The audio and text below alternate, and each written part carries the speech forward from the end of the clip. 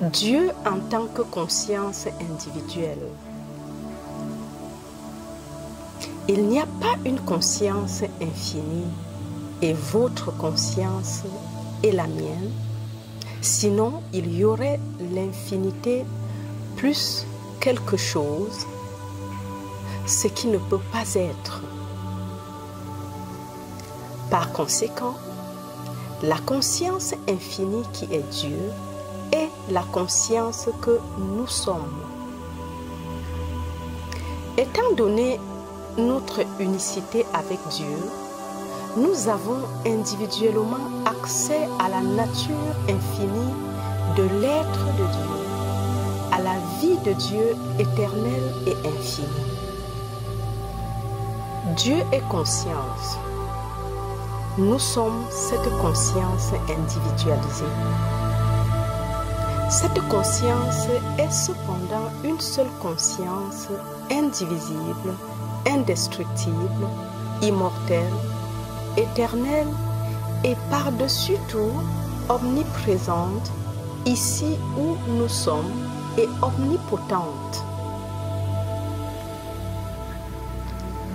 Dieu étant notre individualité, Dieu est la mesure de notre capacité.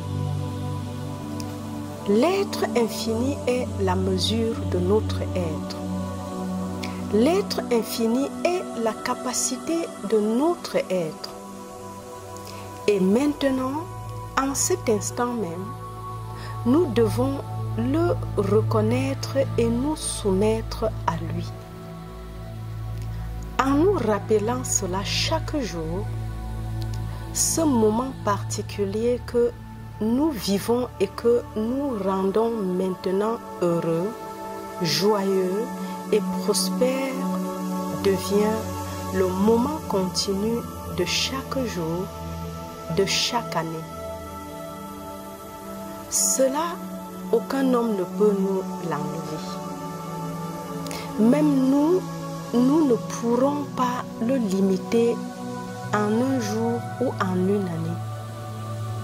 Ce sera la joie et la prospérité de toutes les années à venir, de ce côté-ci du voile ou de l'autre côté, car ni la vie ni la mort ne peut nous séparer de l'amour de Dieu, de la vie et de la conscience de Dieu, de la prise de conscience qui est maintenant notre être.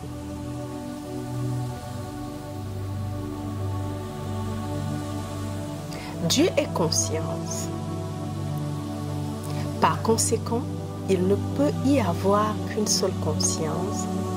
Et le fait que nous soyons conscients prouve que la conscience qui est Dieu est notre conscience individuelle. C'est la raison pour laquelle nous avons accès au pouvoir illimité, à la sagesse, à la domination et à la loi illimitée. Puisque Dieu est la vie de tout cet univers et personne n'a encore découvert une forme de vie séparée et distincte de la vie universelle qui est Dieu, cette vie est donc notre vie. Notre vie et la vie du Père sont une.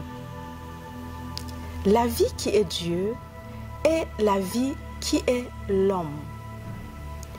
Une vie éternelle, immortelle, spirituelle. Dieu est le législateur. Il ne peut donc y avoir qu'une seule loi. La loi de Dieu. Et si nous avons affaire à une loi matérielle, juridique ou économique, nous avons la responsabilité de réaliser qu'elle n'a aucun pouvoir, si ce n'est spirituel, harmonieux, abondant et infini, comme c'est le cas pour la loi de Dieu.